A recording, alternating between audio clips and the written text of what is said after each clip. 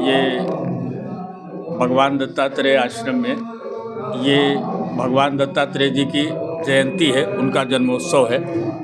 ये मार्गशीर्ष की पूर्णिमा में मनाया जाता है। तो इसी उपलक्ष्य में आज ये कार्यक्रम शुरू हो चुका है। अभी सुंदरकांड का पाठ हो रहा है और इसी परिप्रेक्ष्य में कल प्रातःकाल सवेरे 8 बजे से भगवान का पूजन होगा, अन्य सभी देवताओं का पूजन होगा और उसके बाद में दत्त महायज्ञ होगा।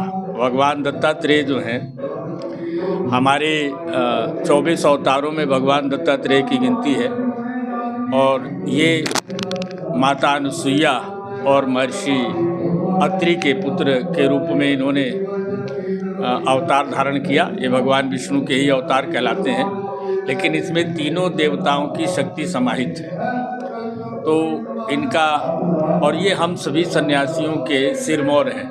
सन्यासी का जीवन कैसा होता है, सन्यासियों को कैसा होना चाहिए, ये भगवान दत्तात्रेय और उन्होंने अद्वैत का प्रतिपादन किया। तो उन्हीं के इस आश्रम में उनकी जयंती को धूमधाम से मनाएंगे। तो उनके नाम से बहुत बड़ा यज्ञ होगा और उसके बाद में 12 बजे से भंडारा होगा और तमाम लोग इसमें आकर के प्रसाद लेंगे। तो ये मुख्य कार्यक्रम है।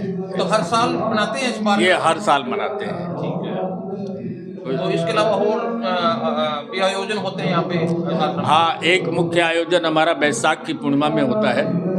जिस समय हमारे बड़े महाराज जी स्वामी नारायणानंद जी महाराज, उन्होंने जब ये स्थापना की थी आश्रम की और देवताओं की, तो वो दिवस होता है बैसाखी पूर्णिमा।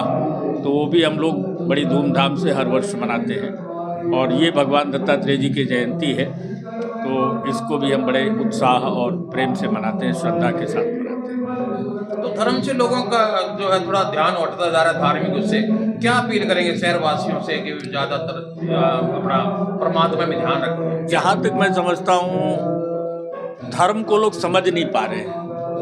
धर्म को बहुत सारे लोग अपने अपने ढंग से उसकी व्याख्या कर रहे हैं, लेकिन जो वास्तविक धर्म है, जिसको हम सनातन धर्म कहते हैं या मानव धर्म कहते हैं, या जो परमात्मा के मार्ग की या परमात्मा की ओर हमें ले जाता है, जहाँ तक मैं समझता हूँ, धर्म क्या है, एक प्रिपरेटरी कोर्स है जो हमें एलिजिबल बनाता है, हमें योग्य बनाता है, पात्र बनाता है उस परमात्मा तत्व को जानने का।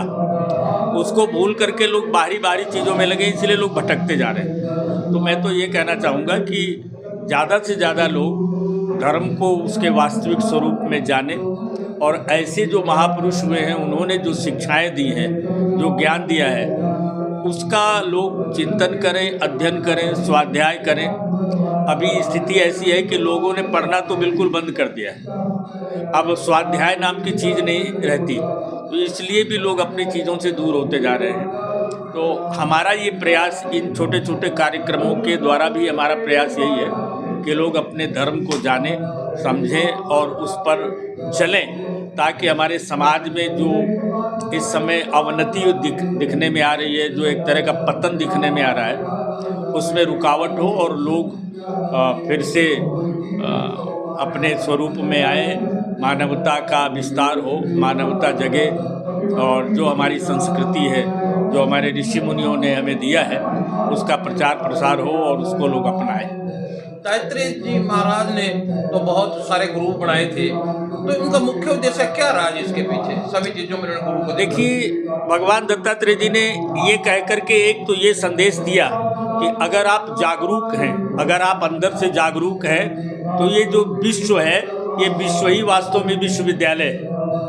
यहाँ की हर चीज़ हमें कुछ न कुछ सिखा रही है, अगर आप सीखने के इच्छुक हैं। एक तो उन्होंने ये समझाया, दूसरा उन्होंने ये समझाया कि जो आत्म तत्व है, उसकी झलक संसार में सभी प्राणियों में, सभी चीज़ों में है। अगर उसकी दृष्टि रख करके आप चलेंगे, उसकी दृष्टि रख करके आप व्यवहार करेंगे, तो आपका व्यवहार उत्तम होगा, श्रेष्ठ होगा। तो भगवान दत्तात्रेय जी ने 24 गुरुओं के माध्यम से ये संदेश दिया है। उन्होंने धरती को भी गुरु माना, यहाँ तक कि उन्होंने चील को भी गुरु माना। तो इस तरह के जो उदाहरण हैं ये अपने आप में अद्भुत है कि आज हमारी लर्निंग की जो कैपेसिटी है, जो सीखने की क्षमता है, वही घट गई है। हमको भ्रम हो गया है कि हम बहुत ज़्यादा जानते हैं, हमको बहुत सारा ज्ञान हो गया है, लेकिन जो वास्तव में ज्ञान है उससे हम बहुत दूर होते जा रहे हैं।